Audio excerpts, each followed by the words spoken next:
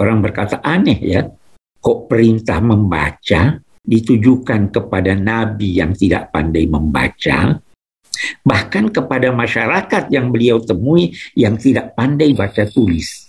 Mengapa itu? Nah, di sini dijawab oleh para pakar, karena sebenarnya untuk mencapai kemajuan, untuk membangun peradaban, diperlukan seseorang itu banyak membaca. Dan membaca bukan hanya dari sesuatu yang tertulis, tetapi segala yang dapat dilihat itu hendaknya dibaca. Memperhatikan alam raya, kita membaca alam raya. Jadi tidak harus kata membaca itu dibatasi dalam arti membaca suatu teks.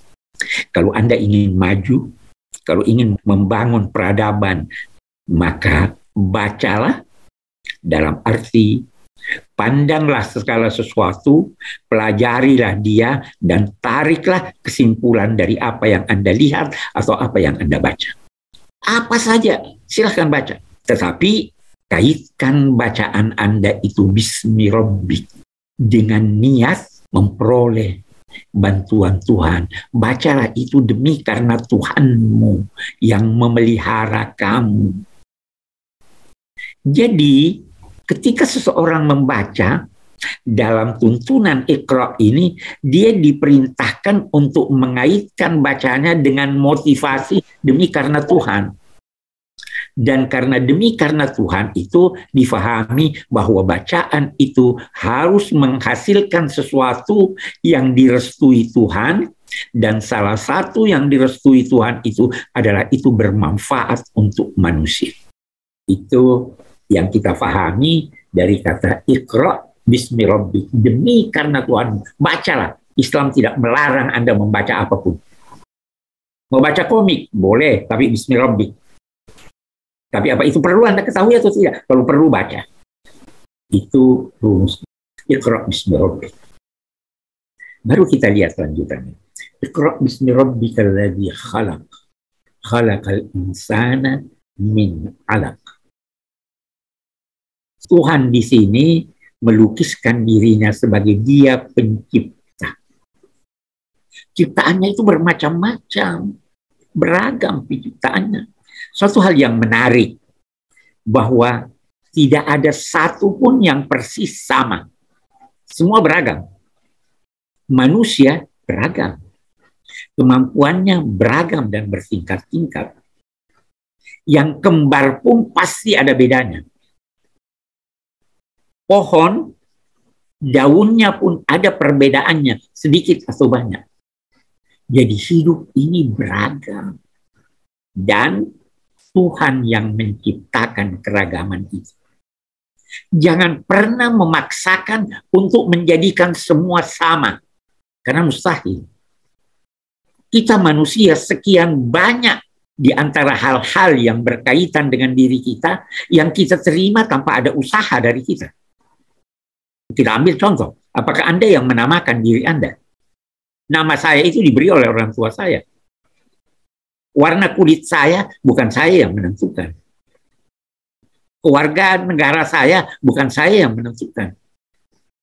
Sekian banyak agama itu pada dasarnya kita percaya karena dididik oleh orang tua. Demikian seterusnya. Jadi beragam. Jangan paksakan persamaan mutlak. Karena kita ini beragam. Yang mengatur keragaman itu, yang menciptakan keragaman itu adalah Tuhan. Karena itu Al-Quran berkata, kalau Tuhan mau, Dia jadikan kamu semua sama. Dia jadikan kamu semua seagama. Tapi Tuhan tidak mau itu. Dia mau kita memilih agama sesuai dan setelah kita mempelajarinya bahwa inilah yang saya yakini. Law sya'allahu la ja'alakum ummatan wahidah. Kalau Tuhan mau kita seragam, kita tidak diberi akal. Semua orang boleh jadi rambutnya hitam, tapi hasil pikirannya bisa berbeda-beda. Keragaman adalah keniscayaan.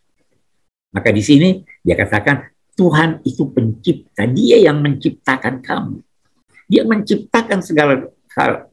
Iqra, bacalah demi karena Tuhanmu yang mencipta.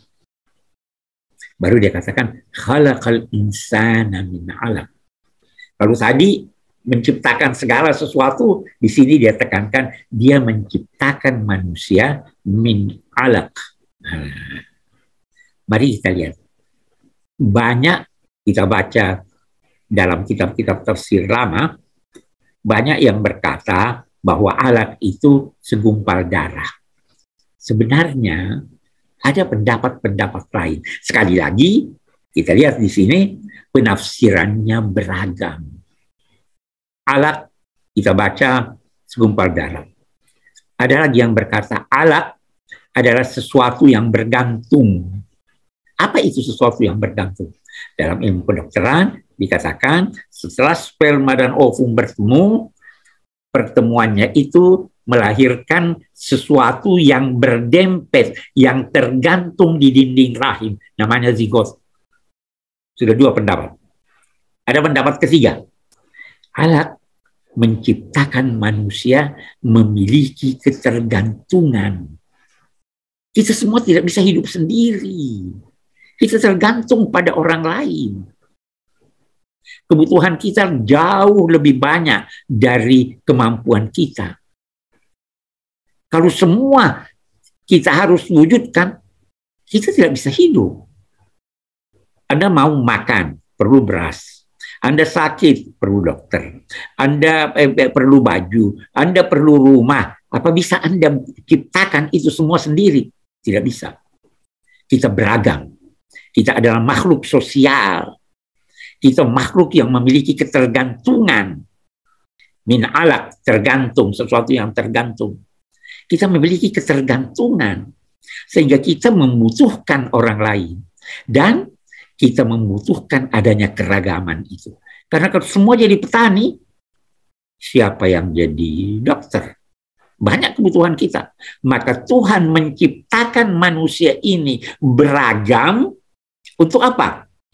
Supaya bisa kita saling membantu. Bantu-membantu. Itu sosiolog menafsirkan alaq ini dengan ketergantungan. Manusia diciptakan Allah memiliki ketergantungan, tidak bisa hidup sendiri. Anda mau hidup sendiri, tidak bisa. Mau hidup di hutan sendiri pun tidak bisa. Anda masih membutuhkan pohon. Anda masih membutuhkan tanah. Manusia adalah makhluk sosial yang memiliki ketergantungan. Ingat itu. Maka bacalah demi karena Tuhanmu, bantulah demi karena Tuhanmu yang mencipta, dan yang mencipta manusia dalam kondisi yang berbeda-beda. Iqra bismi rabbikal ladzi khalaq, khalaqal insana min 'alaq.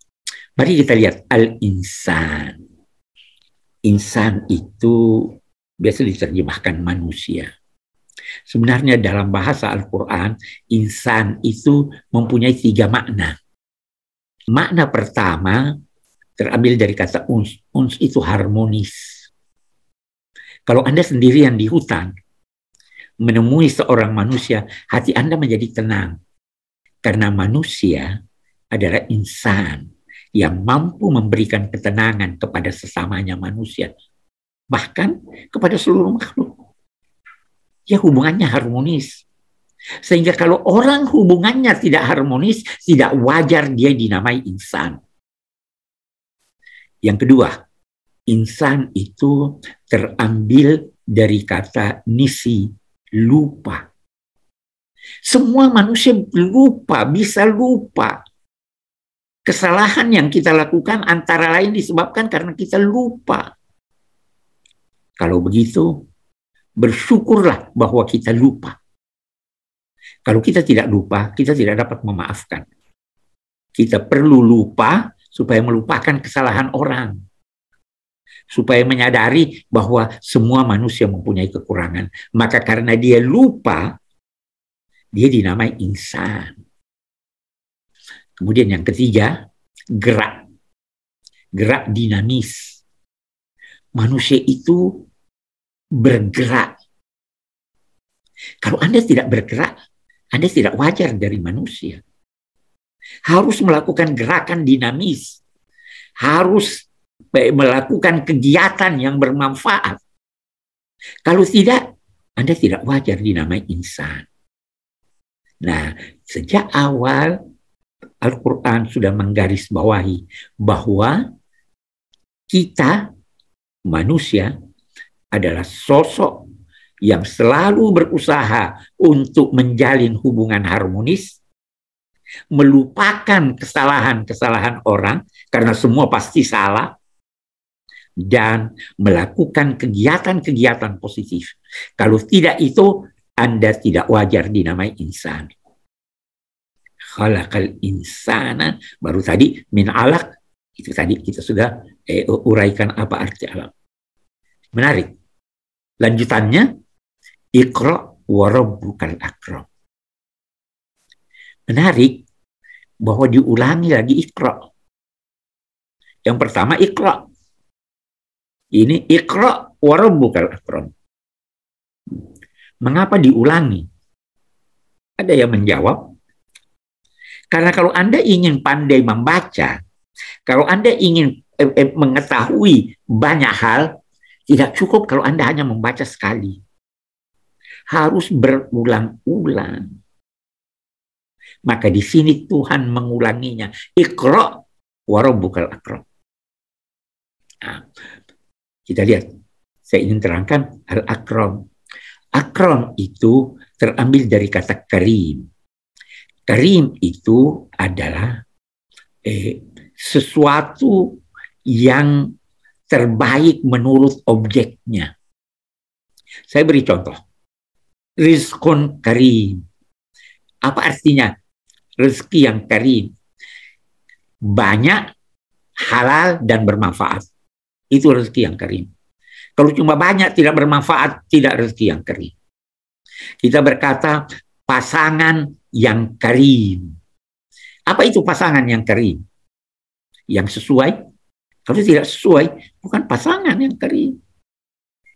Sesuai, boleh jadi kesesuaian itu sesuai kecantikan atau ketampanannya, sesuai sifat-sifatnya. Itu yang dinamai karim.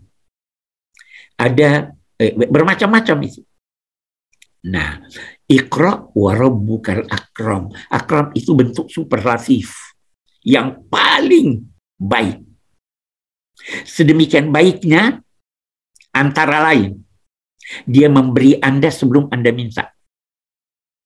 Pernah kita minta oksigen, dia siapkan. Pernah kita minta hidup, Tuhan memberi sebelum Anda minta. Dan dia memberi lebih banyak dari yang Anda butuhkan. Dia hanya suruh Anda berusaha. Dia kecewa kalau Anda minta pada selainnya. Itu sifat-sifat Tuhan karim. Nah, mari kita lihat sekarang. Iqra wa rabbukal akram. Yang penting Anda usaha membaca. Nanti Tuhan akan memberikan Anda petunjuk sehingga Anda memahami, mendapatkan apa yang Anda cari. Bahkan seringkali tanpa kita berusaha mencarinya, kita mendapatkannya. Karena itu, kita lihat lebih jauh. Kita baca deh selanjutnya. Iqra wa rabbukal akram. Alladzi 'allama bil qalam 'allamal insana ma lam ya'lam.